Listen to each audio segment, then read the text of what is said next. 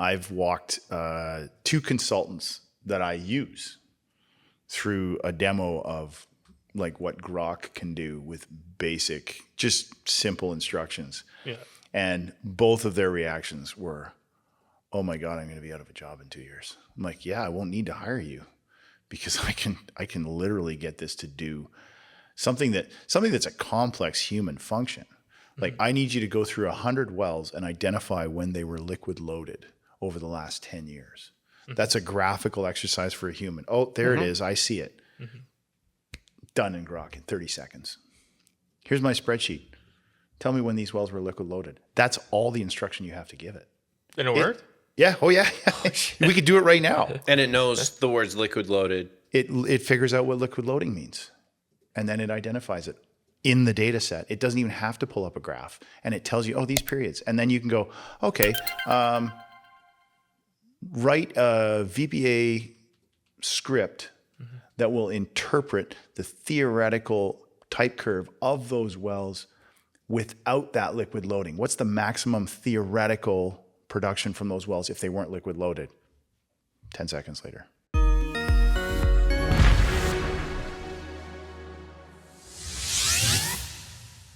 Welcome back to Nerdin Out with Cold War, the podcast where we break down the tech, data, and real talk behind today's energy industry. Today, we're joined by someone who brings a ton of insight from the industry, Sean David, VP of Upstream Operations. From sucker rod to data logs, Sean's journey through material engineering and hands-on fieldwork has given him a unique lens into why better tech and real-time data aren't just nice to have, they're mission critical. We'll dive into what pushed him toward the role he's in now, the frustrations he faced early on without tools like Cold War SmartPad, and how he sees the future of completions and operation efficiency playing out across the board.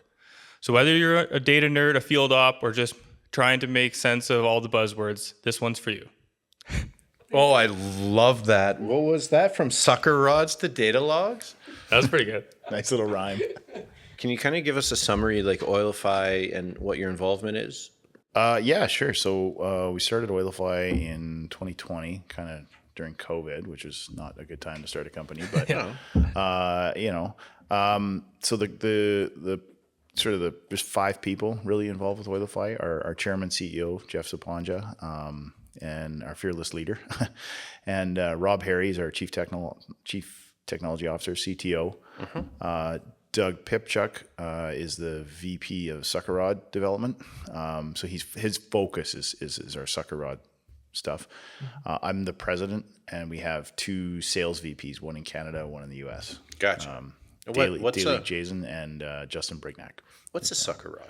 Sucker rod. That's the thing that attaches to the horse head going up and down. So it's a long string. They call it a string, just like tubing strings. A long string of segmented rods that are connected to the pump at the bottom of a well. Gotcha. Now, horsehead, that's a technical term? Yeah, that's actually what they're called. Yeah, okay. Most oil field technical terms come from like Oklahoma, and they're all slang. That's why we have dog houses and catwalks and horse heads. Yeah, the other ones that I was thinking about are the actual names of things, like anatomies. The pump jack that the thing that's going up and down. Yeah, it's sitting on something. That's called the Samson beam. Samson holding up the world. That is the opposite of an animal. All right. Yeah. So a lot of oil field technology technical terms come from just kind of slang from Texas and Oklahoma. That's fantastic. Yeah. That's very good. So sucker rods is Oilify's primary thing? Our flagship product is the Whale Shark. That's the downhole gas separator. So it's a production artificial lift system. So anytime you see something going up and down or pumping, that's what we use. So not just up and down, not just rod pumps. That we specialize in rod pump, but our separators get run on all kinds of stuff. We've run them with ESPs. We've run them with plenty of PC progressing cavity pumps. Those are the screw pumps. Okay. We've run a bunch. We've got a bunch up in the Clearwater. And Whale Shark because it separates the krill from the water, or? Well, what do you think of when you think of a whale shark? Big shark. Big shark with a big open mouth. That's what the separator is. So, typical separators, like most what they call a poor boy separator, which you don't even have to. It's not a product. You can just tell the pump shop, we want a pour boy separator, and they'll just put one together out of pieces. The pour boy separator is it's just a large canister with some inlets on the side and a tube that goes down into the middle. And the idea is the production comes up and it goes into the side, and it takes long enough for the liquid to go down that the gas bubbles rise back up. Oh, And so most pour boy separators are designed based on the rate at which gas will rise in a fluid. Settling velocity, whatever you want to call it. There's a bunch of math behind it. Stokes' law comes into play, but it has to do with the density difference between the gas bubbles and the fluid, and it kind of just floats. Our separator does not have inlets to the side; doesn't come in through slots or anything like that. Our separator is actually like an open mouth, like this cup, and so when the fluid comes up the sides of the casing, comes around the body of the separator, the liquid actually falls back. So we say that ours is based on liquid fallback design as opposed to bubble rise. Yeah. like one of those cyclone dust separators for Sort your of. shop vac. Yeah. Well, it's different than cyclonic because we're not using Less circles. we're not using centripetal force Okay. to separate liquids and gas. We're actually just letting the liquids fall. So That's so neat. yeah, so it works really well. Like pour boys have been around for, I don't know, 70 years. And they work really, really well. Where the need for the whale shark started to come about was horizontal wells and sort of the unconventional stuff. You can get really, really high flow rates and really like erratic flow. You know, you got all these fracs that are letting fluid into your well. Sometimes they'll burp. Sometimes in the horizontal, you'll have, undulations that'll trap gas, and so then the well will load up, and then all of a sudden it'll let go with something. So Metaphorical, like lithographic traps, basically. Or yeah, stratigraphic yeah. traps, Well, but actually, in the tubing. more like a plumbing trap, right? Like your toilet, your gas trap in your toilet. That happens all along a well bore. Yeah. And you don't need much elevation difference for that to trap gas. And then once it fills up to a certain point, whoosh, away it goes. And so that type of flow is common in horizontals. And it's hard for like pour boy separators to actually deal with that. So you get a big slug of gas that rushes by your pour boy separator, and it can actually force a bunch of gas into this. Force a bunch of gas into the separator, and then the pump now is gas locked. It's got gas in it. And so instead of pumping fluid, all you've got your column of fluid above the pump. And that's moving up and down every time the pump goes up and down, but there's just gas inside the pump. So it compresses and then it expands, and it compresses and it expands. And now your pump's not bringing any fluid in.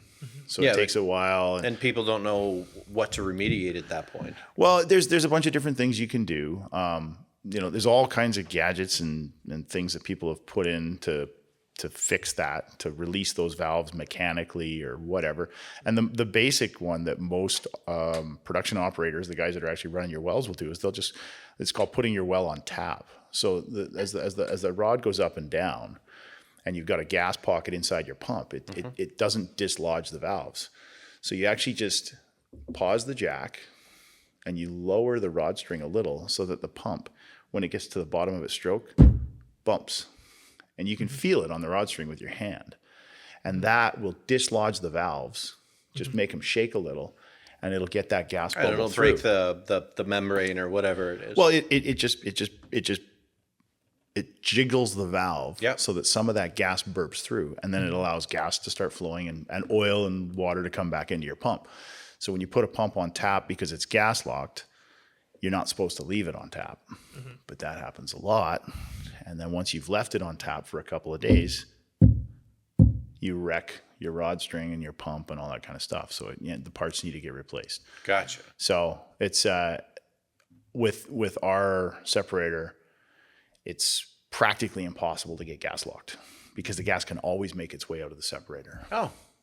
And the liquid just falls to the bottom. That's the whale shark. Yeah, that's the whale shark. Yeah.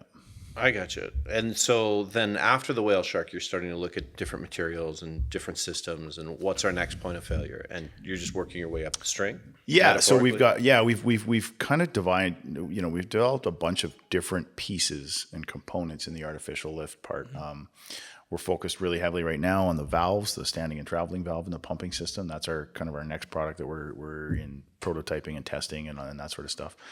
The sucker rods, obviously, that's been in development for a little while, and we've published some papers and presented at the SPE conferences and stuff on where we're headed with that. We've got various. I mean, I'm not trying to turn this into a big sales pitch, but we got a bunch of other stuff. Yeah. We got screens that we've looked at to control certain types of solids influx when you have unconsolidated formations, or we've looked at we've got a bunch of different stuff, and they're all kind of. We started with the whale shark theme, and so a lot of our stuff is called like shark tail, shark net, shark fins. So all of our products are kind of branded along the shark line. That's pretty fun. Yeah, it's really cool. Yeah, we do 3-letter initialisms for our products, and it's horrible. Yeah, Sean. So we had lunch the other day, and you shared with us your journey through data as you were trying to understand, and it brought you to the field. Can you touch on that a little bit? Yeah, well, I mean, what brought me out of the office into the cold field in the middle of winter? When I first started watching fracs for a company that I was working at in early 2014, In Play, we were a small shop, limited people. There was like 6 of us at the beginning, kind of thing, and I initially we got out of the gate, a bunch of private equity capital, and started drilling and fracking and going crazy. And I initially started watching stuff on an iPad or in the data room, and there's an insane amount of data that comes out of the field. But for me, I'm kind of I like to see things physically, and so I got to a point after watching a couple of fracs that I just said, I'm not getting the full picture here. I need to see actually the pieces that are moving around. What's physically happening? It's okay to look at one plot of pumping pressure and sand loadings and all that kind of stuff, but like, why are we sitting here for 45 minutes and nothing's changing on the screen? And so that's what drove me initially to go out to the field and say, okay, I got to sit all these in the field. And so that's what I kind of did for about 4 years, was go to the field and watch every frac in person. And out of that, I think it would have been like 2017, 2018, was when did Cold Bore get started? 2012, 2013. Right? Oh, okay. Yeah. So it's probably around 20, maybe 2016, 2016, 2015, something like that. The founders came in and were like, hey, we've got this system that will show you everything that's going on at site so that you can actually understand it. I was like, oh, cool. Well, I already do that because I go and sit there and watch it myself.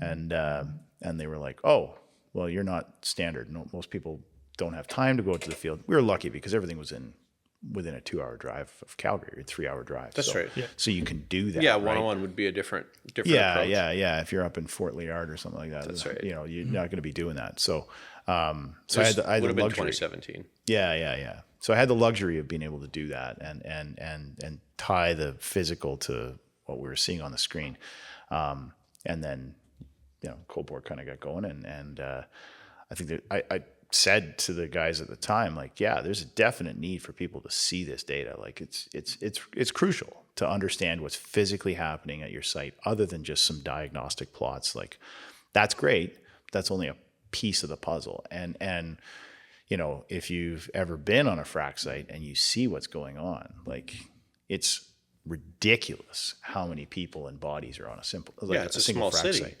It's crazy. Yeah, it's crazy. And so I've been to lots of big drilling sites. You go to an AC walking triple rig and you see all this stuff on site, and you're like, wow, this is impressive. But when you start to look at it, like on a drilling rig, you got your crew. So a couple of 5 guys. Yeah, 5 guys. A couple of roughnecks, motorman, derrick hand, driller, tool push. Like, it's not a lot of guys to run a drilling rig.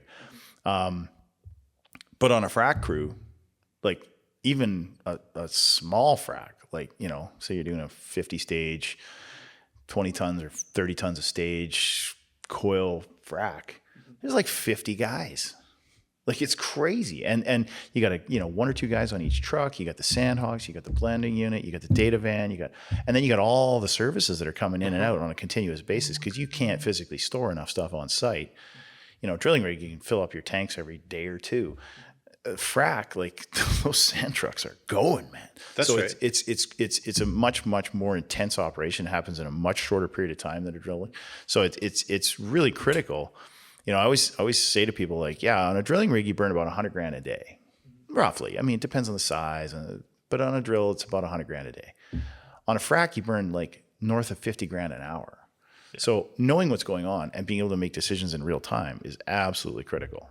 And boy, the decisions come with serious consequences in the frac, right? Yeah, absolutely. And they're getting more complex. Like we're seeing now, like there's these U-turn wells people are doing, simul-fracs, e-frac fleets coming out. Like there's a lot of big financial decisions, right, that have huge implications, right? Like the e-fleets have a lot of potential, and I think they're seeing a lot of success with them. But now I know, like a lot of big operators, they have power teams within that are just trying to get power from the grid into this thing. Totally. Right? Like how do we figure this out, right? So it's changing how they look at their operations a bit, which obviously, like, and especially these big companies, like they have, 3 to 15 fleets running, right? So it's like, hey, how do we get all this information in the same way so I can make sense of all this stuff, right? Like I'm looking at like, I'm looking at a $5 billion spend here. How do I make sense of all these numbers here, right? 100%. And the industry itself doesn't really do.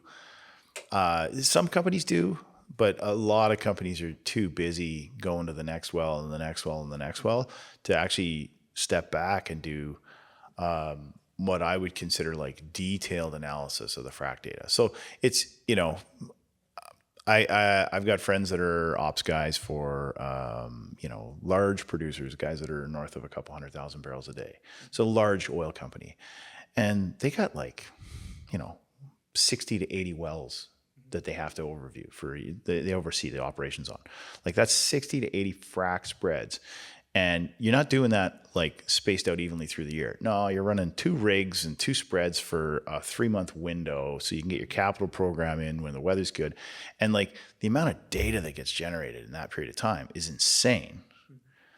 And by the time they get to the end of it, they're already prepping for the next. They're doing high level look backs. What was our cost per stage? What was my, you get into some of the metrics like, well, what was my, in a coil frac, right? What was my,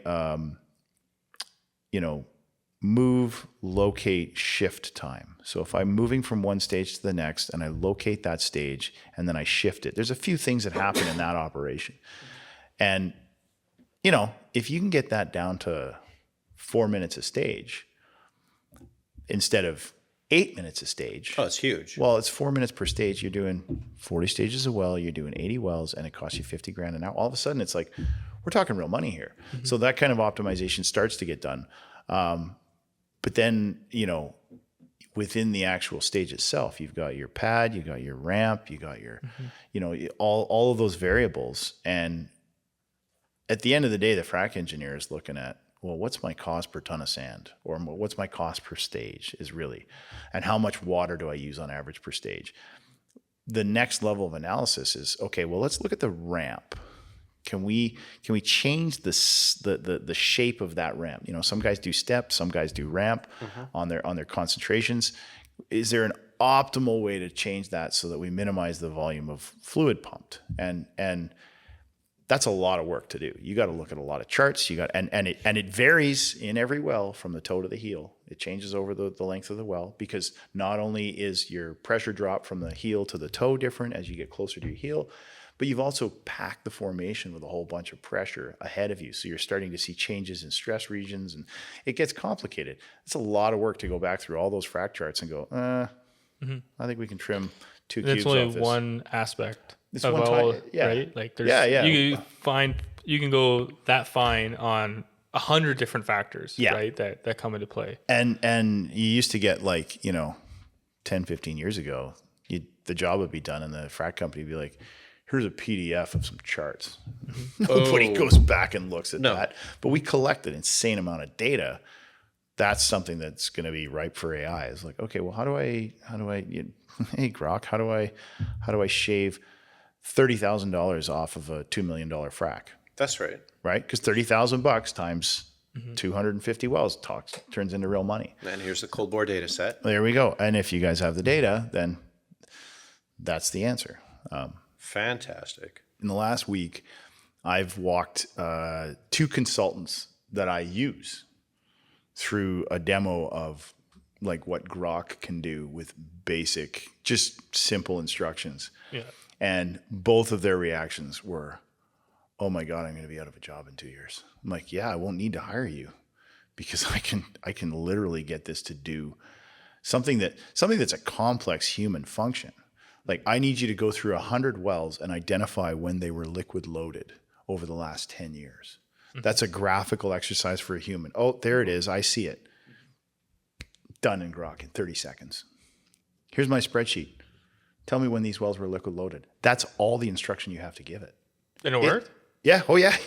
We could do it right now. And it knows the words liquid loaded. It figures out what liquid loading means, and then it identifies it in the data set. It doesn't even have to pull up a graph, and it tells you, oh, these periods. And then you can go, okay,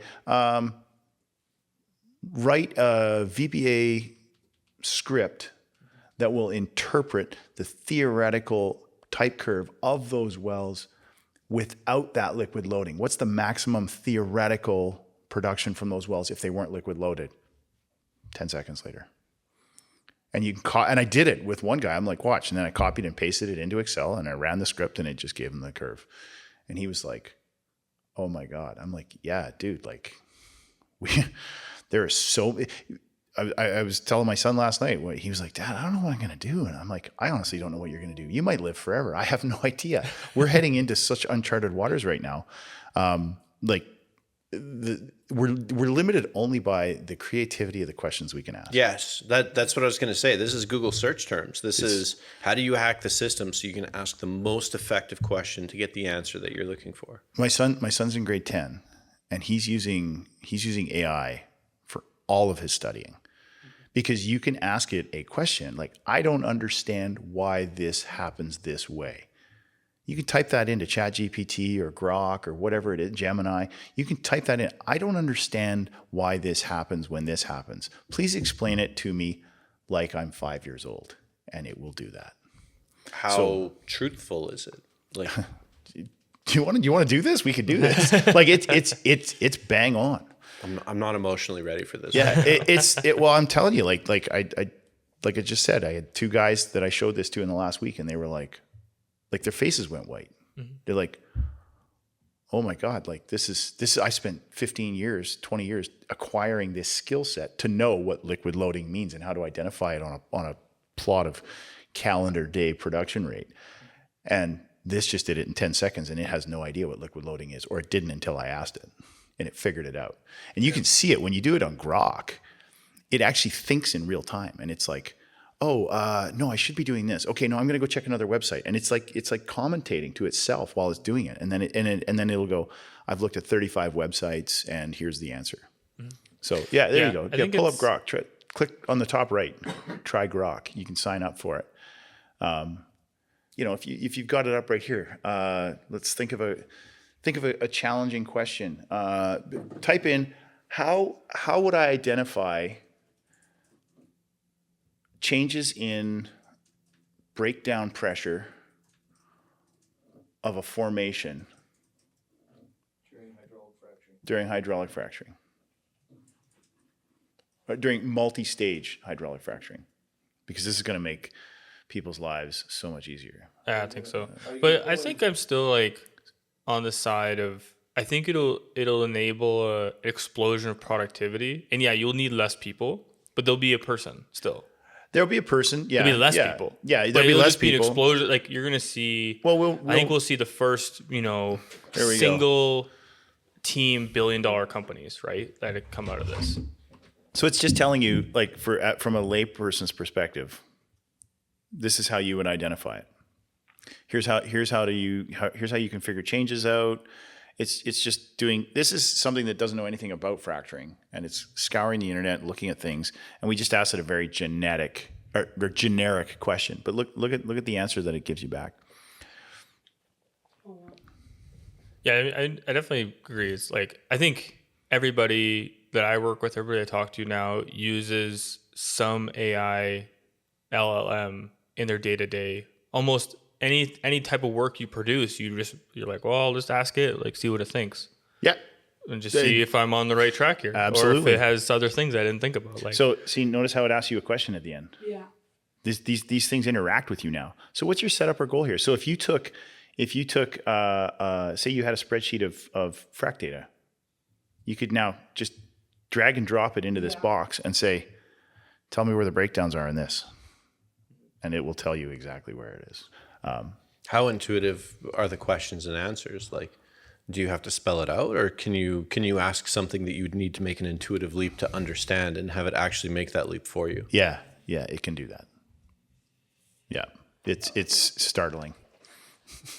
This is like a very basic thing. If we start to get like really detailed questions, it gets better and better. Yeah, and anybody that's not using this is going to fall behind. Anybody that's not incorporating AI into their day-to-day lives is going to fall behind as a human being because you just can't keep up. This is a force multiplier for human brains. Fantastic. What do we got for a news article today, Derek? so this guy from New York Times, I think. So they're talking about the 5% drop we saw across Thursday and Monday. So pretty significant. I think it must have been more than 5%. I mean, we were looking at 20% gains last year on the market, and all my gains got wiped out. So I don't know what happened there. 5%. Seems like it's more. I look at that chart and I don't see 5%. I see like a catastrophic drop of 5%. Yeah, it's pretty significant. I think a lot of people are really getting worried now with the tariffs coming in. A lot of pullback. I know I saw Apple was down, 7%. Lululemon was down 11%. So all these companies that are looking that are, some of the global leaders, but utilize a lot of trade and a lot of manufacturing in Southeast Asia kind of area. A lot of people are really, really concerned what the next few quarters I think are going to look like as far as sales and consumerism looks in US. But interesting on that note, actually, I saw spending from the average consumer in the US is actually up as far as talks about tariffs, because people are pre-spending their money now. They're like, oh, I'm worried I won't be able to buy a car in 6 months, or I was going to buy a car in a year and a half, but I'm going to buy one now because I don't know what the world's going to look like. That's ironic. And so consumerism and spending is actually up. So the market's in a big dip. We might actually see the next quarter have good returns because people are pre-spending. But I think there'll be, that's like, it'll be kind of a false positive, right? So it'll be really interesting to see how this plays out. Do you think he's going to cut the tariffs now once the pre-spending's done, and then people might go back to normal spending?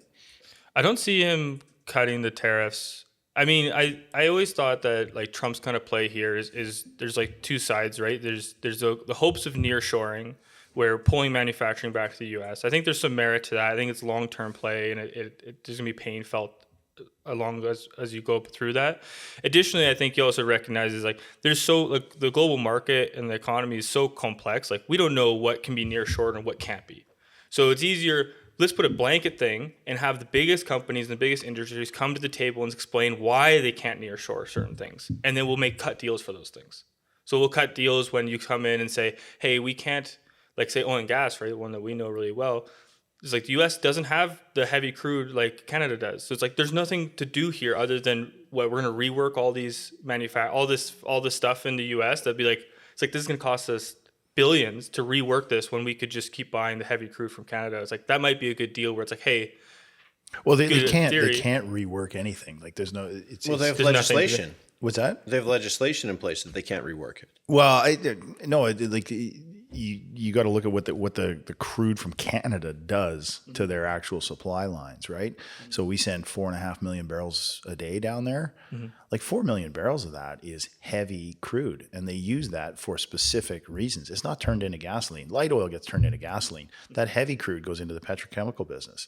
There's no substitute for that. Well, there is. You could buy it from Venezuela, but they're not going anywhere. Yeah, they have a hard time. Or you can sell your soul to the Saudis, but there's not a huge supply of cheap heavy crude. So you saw that when the tariffs kind of made everybody panic. What happened? Well, the heavy differential actually narrowed. Yes, I saw that. I was wondering why so it's WTI like, oh, this stuff's WCS. worth even more now because they don't have another option. Yeah. So yeah, I agree with what you're doing. I think he's trying to, the reshoring of manufacturing is a long play. Mm-hmm. Whether it's successful or not, who knows? Mm-hmm. because you're disrupting markets at the same time that you're trying to reshore manufacturing. So you might change the demand for some of those products. Absolutely. And then I think that the longer play here is actually devaluing the American dollar. I think that's there's lots of theories out there. Well, it's pretty simple. Go back to that graph. When you take the graph of stock markets and economies and you show who's at the bottom, well, whose currency is going to be worth the least? They've driven the American economy down below others, so it should devalue their currency. Now, long term, what does that do? Well, if everybody's buying and trading in American dollars, it should increase trade in American dollars. In theory, there's so many other things that could go wrong with this, but you devalue the currency, well, people like to buy things cheap. That's right. So, is Donald Trump that much of a mastermind, or is he just kind of a kid at the control of a That's interesting. complex machine? I don't know. Because the start of like BRICS was almost the opposite. They saw the housing crash. You know, like 86% of or 80 something percent of all global trade is done through U.S. currency. Yeah. Because it's the most trusted. It's the least corrupt economy that's ever existed.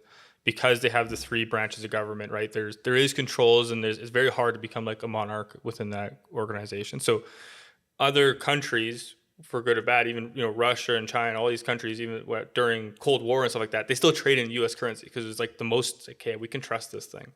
And then it wasn't until the 2008 housing crash when the country started looking and said, hey, why are we tying our economy to the U.S.? Like if the U.S. has a housing crash, we have a crash because we're all just tied to the U.S. economy for when it's like we don't really need this anymore, right? Like we have this trust. We've been doing global trade for a while now. Like we don't really need this U.S. currency. So that's kind of where BRICS started, and we've seen some of that adoption, right? I'm not really a tinfoil hat kind of person. That I'm not too worried about that because even if it does devalue the U.S. dollar, that just helps for more manufacturing coming back to North America. Right? Yeah, that's exactly. If you believe in conspiracy theories and that's the grand plan, I'm still not decided on this. I think it's just somebody fiddling with something they don't understand. that's what it really looks like. I'm excited to find out. Yeah, well, it's gonna be a wild few years. Like where this is all happening at the same time as a lot of other groundbreaking changes. Like what's going on in the AI space right now is just we're at or near the singularity in my mind. Like we don't really know what 10 years from now is going to look like. And they have the AI agents now. Like I don't know if you know about like service. Like now there's like I forgot how they break it down. There's like the different tiers of where AI like there's where NVIDIA is building infrastructure, and like ServiceNow and companies like this build AI agents. And like even like ChatGPT, they have their store now.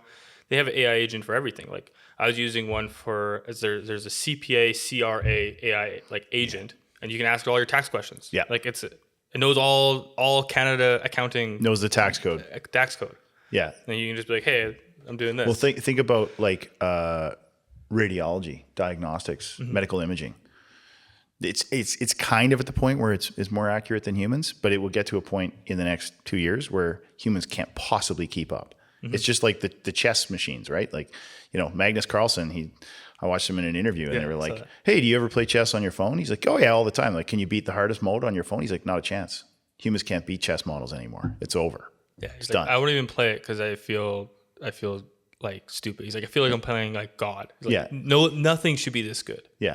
He made a comment too. He's like there was a. It sounds like we watch a lot of the same stuff on the internet. Yeah. There was the what's it called? A grandmaster, right? So he said a grandmaster played like a phone model, and he got to have a knight stronger position. So it lost a knight, which against a grandmaster is like it's like I would never lose a game if I was up a knight at the start against another grandmaster. He's like, but a computer it won 6 out of 10 games still. Neat. He's like a grandmaster couldn't be having a knight advantage. And in 3 years, it'll win 10 out of 10. Yeah. Like it won't be possible. Like as these AI sort of different compartments start to build and stack, it's just going to get better and better. Like there's no limit to how fast it can spool itself up. We saw that with DeepSeek. Yeah. Like, DeepSeek using the results of ChatGPT to model. Well, then we go to the next iteration and we use DeepSeek to model the next generation. Totally. Yeah. Well, now, the next big model change I was hearing about is, what do they call it? It's, it is like, I forget the name now. Because it's like past LLMs. Now it's like the next, like, what do they call it? Well, let's ask Grok. But they learn from understanding like the logic underneath, not just like LLMs just pick the next logical word that comes like based on all this like stuff. It's like if I have this word, it's like this is probably the next word I should use. Yeah. And it doesn't know what it's saying. It's just using these statistical like this is the next word I should use based on these last 3 words I used or whatever. But this new system is it actually understands the logic underneath. It's building a logical foundation and then pulling up from there. And it's actually really interesting because depending on the languages they pulled from, you can see it thinking, and it thinks in different languages because it thinks in whatever language is most relevant for that material. So it'll be like think in like Chinese and then Arabic and then English, and then it'll spit out in whatever language you want it to be, right? Well, think of something as simple as terms and conditions, right? We all have these things whenever you sign up for something, and it's like, did you read the terms and conditions? Do you agree to them? And you're like, nobody reads them. I don't have time to read like 60 pages of garbage. Now you can copy and paste that into a thing and go, Tell me what the issues are. Tell me where my privacy is at risk here. Tell me what kind of area is this putting me out of sorts? Or if I wanted to do a certain thing, does this allow me to do it? And it'll tell you. The simple questions that lawyers get paid to do, that you don't. It's crazy. It's crazy. Like we're right on the cusp of this. It's only in the last few years that it's become freely accessible, and it's just like it's kind of like nuclear proliferation. Like we're creating tools that we don't even understand the implications of. It's really cool. It's crazy time to be alive. We're alive at probably the most disruptive time in all of human history. Definitely. Right now, it's happening. And we're distracted by that goofball with orange hair. Well, maybe that's why, though. Well, maybe, yeah. Well, it's fun TV, but how do you see quantum computing coming in? Like everyone's looking at AI, but no one's looking at quantum anymore. Like that stopped being the buzzword. Yeah, don't worry, they're still working on it. Oh, good. Yeah, they're still working on it. There's lots going on in that space. Yeah, Microsoft made huge leaps actually just recently where. Because it's how many quarks per, I don't know how it works too. It's very like, way over my head. But I know it's the number of quarks they can put in. And they really like quantum computing prior to this recent thing was like, really it didn't have a lot of practical application because it was just so limited. It was like, we can study these things, but it's like, you can't actually process anything because they're just too small. But now they're making leaps like really into how many quarks they can put into a single processor. But the expense on it is still huge, right? Because you have to run these things at like 3 Kelvin. Like it's the coldest place in the universe is in Microsoft's office, right? Like it's crazy. Yeah, ironic. In their HR department. Yeah, totally. But I saw one guy who was kind of talking about is like, you don't like quantum will have its place. And it'll be like a subset of the internet. There'll be a cloud quantum computing that'll be available, but it'll never take over regular computing. Like you won't own a quantum computer in your house. It's just not practical, at least, in anybody's kind of foreseeable, like what's as far as we today. can tell, Yeah. as far as we can see. Right? I mean, the CEO of HP in like the 60s said the same thing about a computer. There's enough there's economies. Why would anybody computers. want a computer in their house, exactly. let alone their back pocket now? Yeah, I think he said like there'll be 6 computers in the world. Yeah. I just think of the practical application of quantum computers may not be seen until we actually revolutionize AI, because the concept of using quantum as like a code breaker or some of these intangible deductive reasoning type things, well, that really sounds like an AI application. Well, and AI is going to help develop the quantum computing piece, and all of it is going to be based on energy and materials. Right. Superconducting materials and sources of energy. And yes, we're going to get more efficient with quantum computing because it does use less energy once you've got a room temperature superconductor. but that's where this should all go. Like the things that people are doing like in the material space right now, it's crazy. Like they're figuring out new ways of combining elements that they've just never been able to do before. Oh wait, we didn't even think that was possible. But a computer can figure it out. Understood. Any final thoughts or advice for younger engineers? Simple. Learn how to use AI in everything, because everybody's going to use it. And if you're not up on that technology curve, you will fall behind. Learn how to use AI for everything. It's a force multiplier. It enhances everything that you do. And if you don't understand something, make sure you use AI to figure it out. You want to understand things. You don't want concepts to be beyond you. Gotcha. Okay, and a quick reminder, you can listen to our episodes, Apple Podcasts, Spotify, YouTube. Please don't forget to like and subscribe, and drop a comment about your favorite takeaway. Stay tuned for our next episode here on Nerdin Out. I'm Craig Bergman. Derek Matheson. Sean David, thanks for having me. Thank you so much for coming. Data in hand, we rock the bytes and we'll take a stand. Calculators flashing like a disco ball. Cold board tech, hey, we answer the call.